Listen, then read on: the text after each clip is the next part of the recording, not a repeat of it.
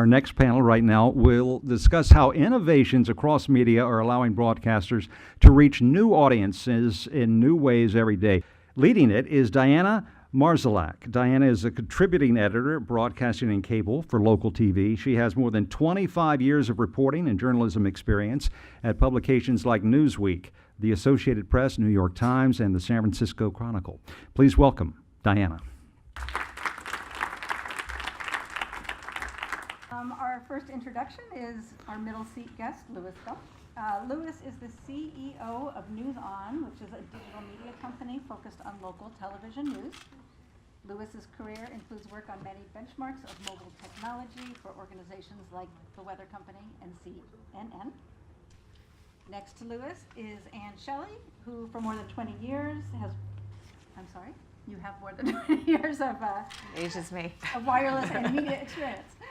She is currently the managing director of Pearl TV, a partnership of broadcast TV companies interested in exploring forward-looking opportunities. And lastly, we have Paul Brenner, who is president of Next Radio, where he focuses on standardizing FM chip activation in smartphones. He was also the recipient of the 2012 NAB Radio Engineering Achievement Award for his work on developing the Broadcaster Traffic Consortium. And we can get started. Welcome. Thank you. Thank you. My first question is for Paul. Paul, Next Radio uses the chip FMs that are already in smartphones to help radio reach a whole new group of people. Can you tell us how it works, and how does it help us in times of crisis? Well, I can answer that question with a video. Could someone please roll the video for me? You've never seen, never heard, never experienced anything like this on your smartphone. Introducing the future of FM radio on your phone, the Next Radio app, FM radio on the go. Check out your favorite local radio stations in Live Guide to see what's playing on stations in your area in real time. Hear a song you like? Buy it instantly. Listen to music, sports, and talk radio. Buy concert tickets, enter radio station contests, save, share, like, or dislike. Go back in your history to rediscover what you heard recently and add to your favorites. Interaction and information at your fingertips. Listening with the Next Radio app not only uses up to 20 times less of your data plan, it can help your phone's battery last up to 3 times longer than with traditional digital streaming. Interactive, portable radio like you've never seen before. You can also listen even when your data network is unavailable. See, hear, and interact with free FM radio on your smartphone. And we've been doing that, I have, for about 8 years now. So it's growing very rapidly at this point. The comment from Senator Smith about live, local, and free, that's what Next Radio is. It's the embodiment of live, local, and free. And live because it is live local radio. And free because it saves battery for people, it saves data for people.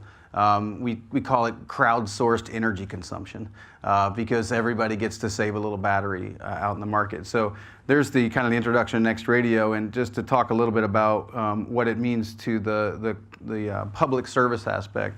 What we do is we leverage the FM tuner in a smartphone during times of emergency. We have all seen these WEA alerts that go to smartphones and say, tornado warning or flood warning or hurricane warning or maybe an Amber Alert. And we also see at the end of that, tune to your local media for more information. So we bridge those two gaps together. A couple facts on the screen for you about Oklahoma City and floods and Northern Illinois tornadoes, where we see people using their FM-enabled smartphone in that moment and leveraging that technology to help them save their lives or their families' lives. A couple of quick examples for you. Obviously, there was an Oklahoma City earthquake just recently, this last weekend. I had the team pull some data for you. We draw a circle there around the area affected by the earthquake. And just for that 24-hour period, and within that circle, what you see are red dots and green dots that reflect listeners of local FM radio through their FM-enabled smartphone. And for that 24 hours of time, when there was a risk to them locally and they wanted to find live information to help them, we saw a spike of 340% increase in listening, 210% increase in total listening minutes, and 180% increase in number of station tune-ins. So making that available to local people, not through an internet connection, not through a broadband connection, but through live local radio was an immediate effect.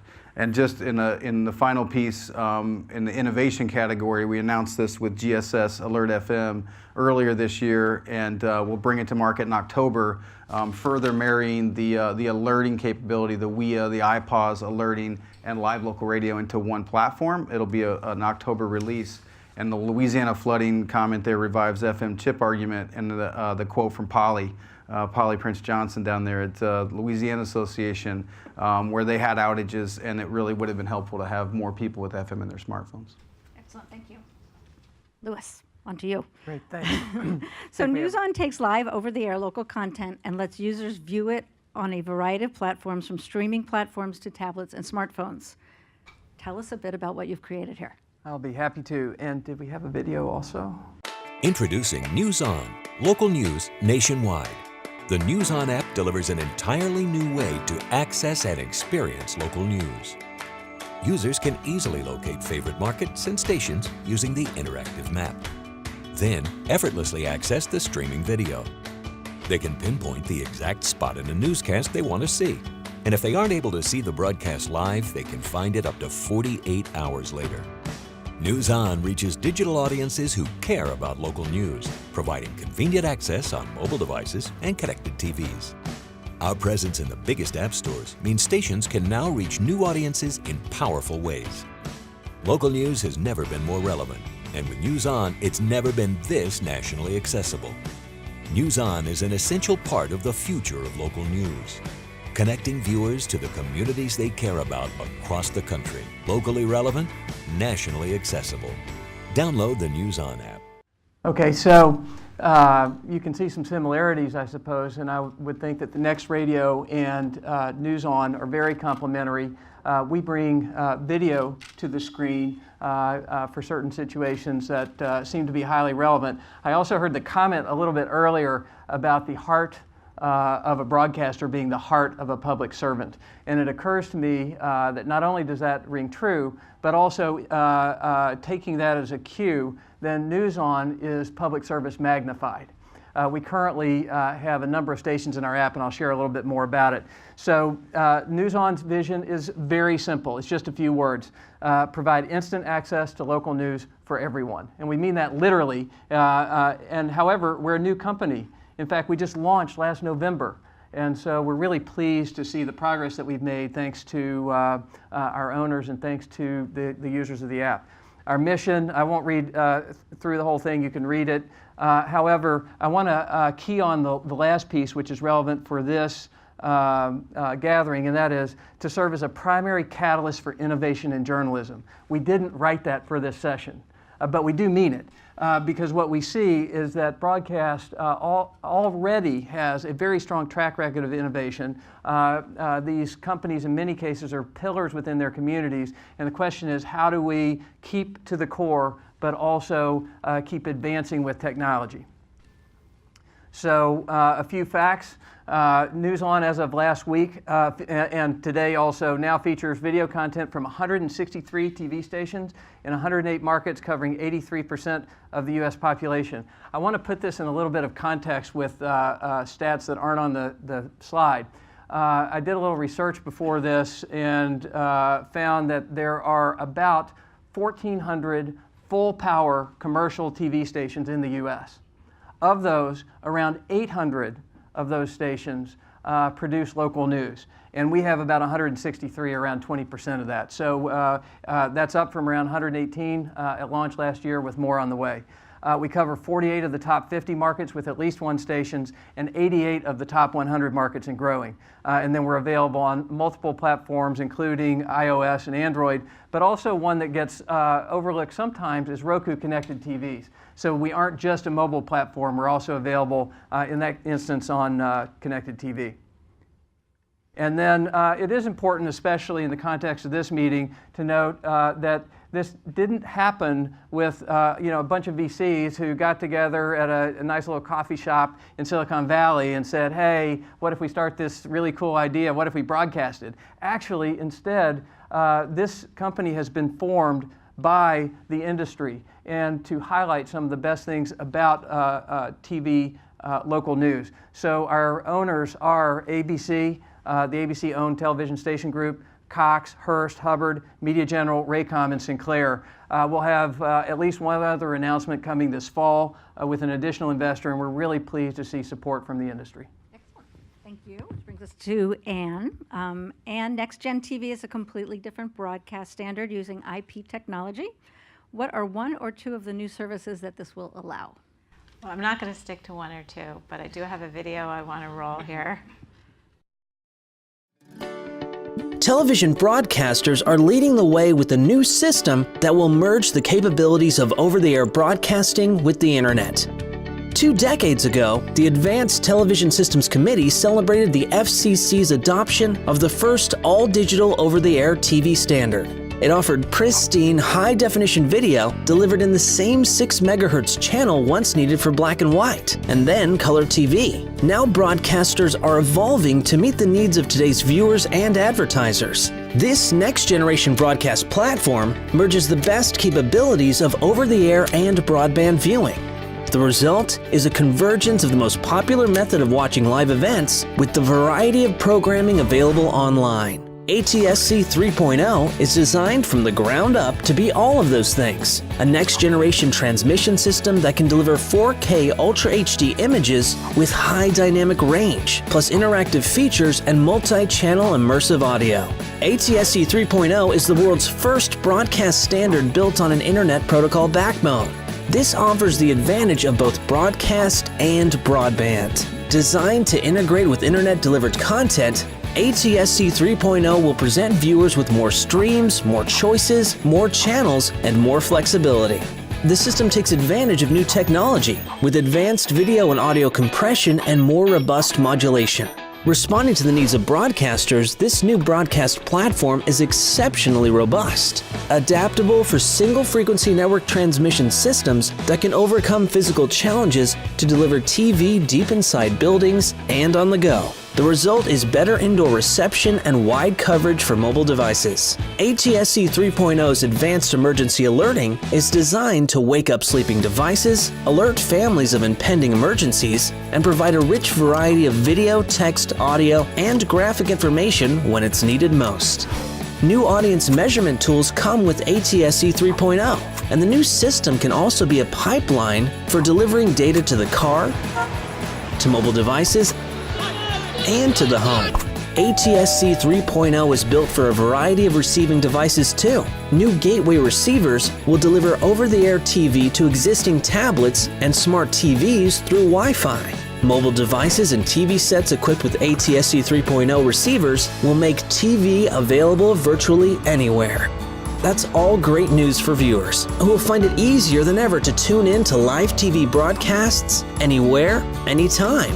For advertisers, ATSC 3.0's advanced advertising features include interactive and ad targeting capabilities in real time to the viewer.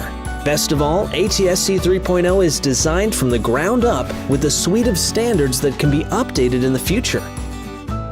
ATSC 3.0, a new broadcast platform that is flexible, adaptable, and focused on the future today. That says a lot there. How I like to look at the ATSC, this next generation platform, is it really is the glue from the consumer's perspective that ties their broadband experience to the over-the-air experience. So you heard Glenn talking about 173 million viewers. That's live at scale, right? That's a lot of video going to a lot of people. That's hard to do on broadband. As a consumer, though, you don't care. You want to get that content where you are, wherever you are. You don't care. You just want that content. This platform enables you to do it. It enables you to take that broadcast protocol and allow it to exist in the internet, and so your broadband experience. I think that's incredibly powerful. Glenn also talked about, and you saw those beautiful pictures, the 4K HDR, immersive audio. It's got all of that. You heard about the SFN capabilities, the ability to provide a really robust signal to the consumer. That means great indoor, that means mobile, that means pedestrian when you're walking down the street.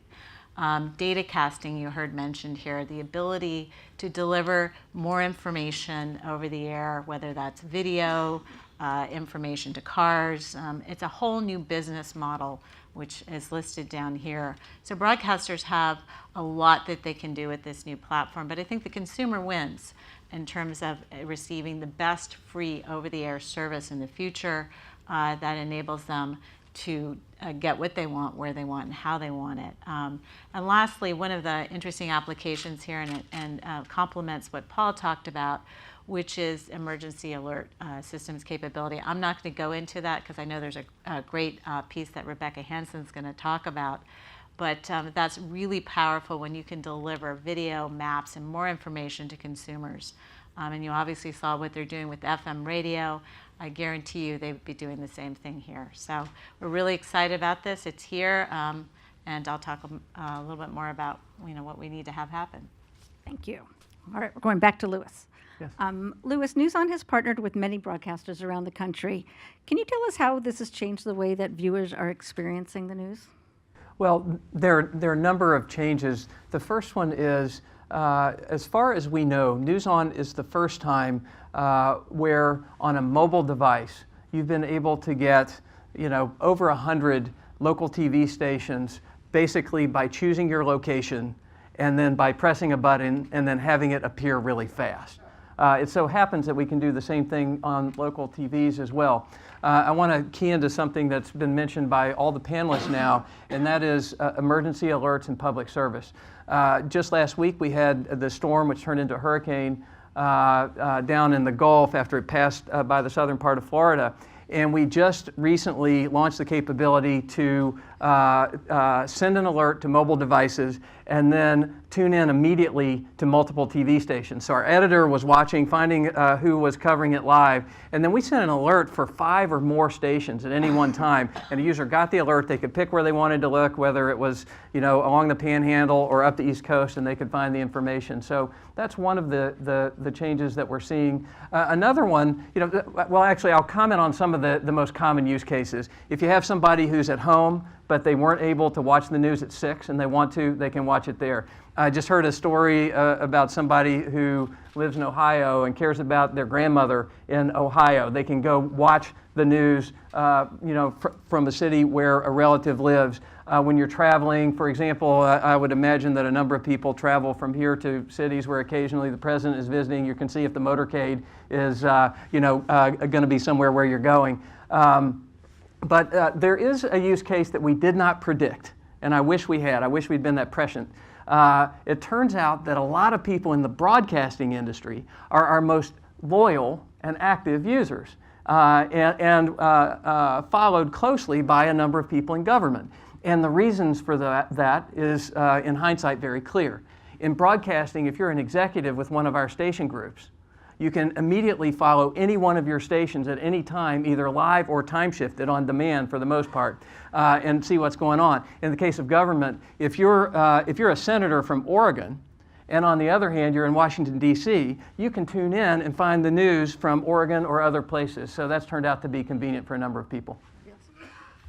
And while there are many enhancements to NextGen TV, what are some of the key benefits to consumers? Well, I think it's providing that free over-the-air television service at its best and giving it to them in a way that they can continue to receive it, the high quality nature of it. You heard, again, 4K HDR. As I just recently saw an interesting statistic from a company called ShareRocket. They are a social engagement measurement platform, and what they showed me was that 2.5 consumers engage with news in local markets 2.5 times more than they do with national. And if you aggregate all of the local news providers, you aggregate what Louis is talking about in terms of the number of the 800 stations. Consumers engage more with that than they do the national network. So local really matters, and this platform enables any consumer to receive that news the way they wanted to receive it. And it's very complementary, again, with what Louis is talking about in terms of enabling catch-up television, so to be able to go back and see your recorded content. It has accessibility features. You can change out language options. So you think about communities like LA where there's multiple languages that are spoken, and we're becoming much more of a global society. So all kinds of features. You know, we don't know what's going to take off. It's something that can be developed too. And again, it's flexible. So whatever comes down the road in the future, this platform will be the last platform that we'll have to enable, which I think is also good for consumers, because if they buy this new television set, 3 years, 2 years from now, they will continue to be able to receive any future delivery of content, 20 years from now. So. Paul, how does listening to the radio from a smartphone or through a smartphone, how does that change the experience for the listener? Well, what we've tried to do with Next Radio is take the industry support of really every radio station in America being tuned to through the app. More than 13,000 stations are listened to through the app, and marry that with this interactive element. We're tied to the radio stations of America. We take the real-time content, the album art, the advertising, the information about people on the radio station, and join that together in one experience. The listeners are responding to that. They listen 3 times longer than they do compared to a Nielsen PPM study. They tune in more frequently, and they tune in emergency, like I said. The biggest benefits are that it doesn't matter what market size you're in, you can get a benefit to this. If you're in a large market, say a New York or LA top 10, and you listen to simulcast streams, you can save battery life and data by just using an FM tuner and Next Radio. So there's a benefit to you economically. As you move down into medium and smaller markets, they may not even be streamed radio stations. The recent CRB decision drove a lot of streamers, or a lot of local radio stations out of the streaming business. So how else would they be accessible to someone outside of the car? So there's benefits at all levels. It just depends on the market size. And the other aspect to the benefit is on the measurement side. So we're doing a lot with who are the people listening, and learning about those listeners and giving them new content. Because of a smartphone, we now know their demographic, their location, their profile. We can adjust things that make it feel like an on-demand experience, but just using the smartphone technology to get there. We have a few minutes for questions for our panelists, if anybody has one. Questions? Yes? I'll take a stab at it. For Paul, this is John. Hi, John. Good afternoon. What's your immediate reaction to the release of the new iPhone without the headphone jack? The same reaction I provided to Radio World today is no big deal. The phone still has a connector. It still has a wire that can still be an antenna. So that wasn't news to us. We've known about it for quite a while. We work with the chip makers, the handset makers, the same people that provide hardware to Apple. So we know about that. We knew about the Moto Z, which has been shipping without a headphone jack that nobody noticed for about 6 months now. But it's something that we're thinking about. We're addressing it. We're looking at what to do about connecting through other physical ports. We're looking at ways to put an FM antenna inside of a smartphone. I think we have to evolve and we have to innovate from where we are, and that's what we'll keep doing. Anybody else? Yes? For the television applications, how do you get a receiver? Are there going to be phones in the future that have that? Are you talking about ATSC 3.0? We envision OEMs offering television sets that would have both the old transmission standard and the new transmission standard in it. Broadcasters are looking at deploying gateways. Most of video viewing actually occurs in home, even on your cell phone. I know my daughter, that's all she does up in her room, off her cell phone. So these gateways can actually enable via Wi-Fi the ability to receive the 3.0 service. And in the future, I think under business arrangements, once these platforms are built out, not too dissimilar from the great job that I think Paul's done in getting the FM chip inside a cell phone. I think you can ultimately see that happen.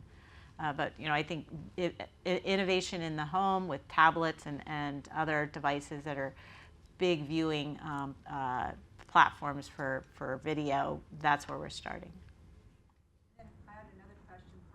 three of you, what needs to happen either through regulation or legislation to make this a reality? That's a great question, and I think you heard Glenn alluding to it earlier. It's really important that the FCC move quickly to issue a notice of proposed rulemaking this year so that we can sync the implementation of 3.0 during the repack timeframe. It doesn't make any sense to do any kind of transition twice, and it's perfect timing, I think, and I think it's a relatively easy lift. Given the fact that this is an optional standard, it's an enhancement to what we're currently doing. We're maintaining our 1.0 service, so very similar to what the carriers do today. They continue to roll out innovation. They don't have to go to the FCC to ask for it all the time. That's a good thing for consumers. We'd like to do the very same thing here. Yeah, and if I could just answer briefly, in line with the original story back through CTIA and support through the House Energy Subcommittee, don't ask for a mandate, just work on business deals. We've done that work. We've proven that it's a business and that it doesn't have the damage that the carriers said it would have on their business. And we would never ask for a mandate because we know what that causes in the marketplace. It could be very detrimental. But through the work of the NAB and some membership that we have involved, CISRIC, the FCC subcommittee, is recommending that public safety be an issue for handset makers and carriers, not to a mandate level, but it needs to be a conscious thought. It needs to be a dialogue that leads to, even though John asked me about the headphone jack, Apple doesn't support FM in a smartphone today, and they should.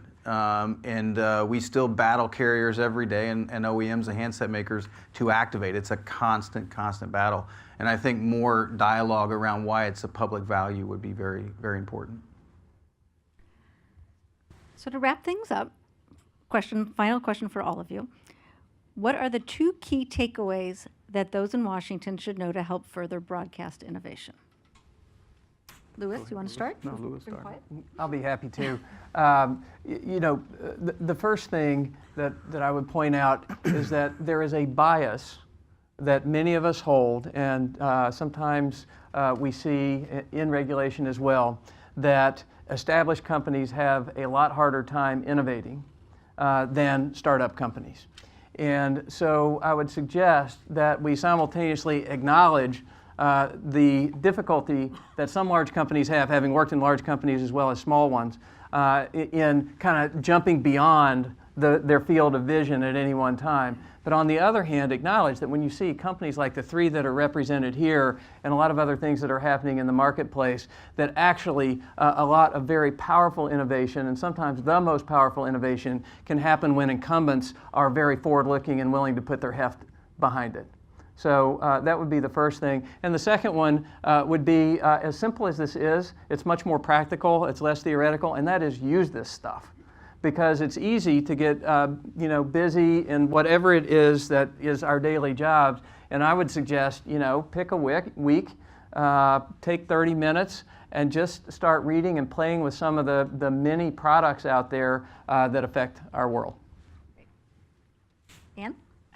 So I think it goes back to, and it's something that I constantly hear, and it's a myth, which is that consumers don't want their local news. They don't want access to it.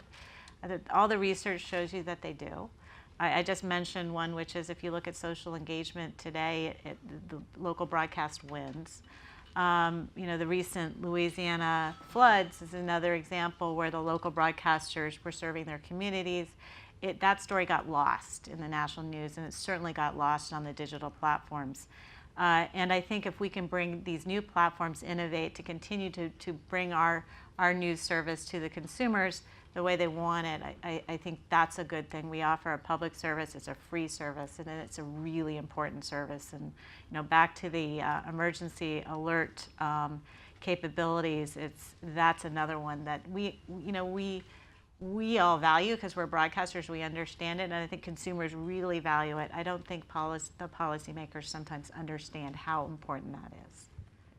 No, yeah, I think that's right. There's an awful lot of effort put into programs like the National Broadband Plan and TV spectrum relative to reclaiming broadcast value for something as shiny and new as what Senator Smith explained in his opening remarks. And I guess inside the Beltway, I'd ask people to just think about the legacy uses of broadcast technology to just make it available to people. And I think that's something that anybody here today can help with. Great. And on that note, we will wrap up. Thank you.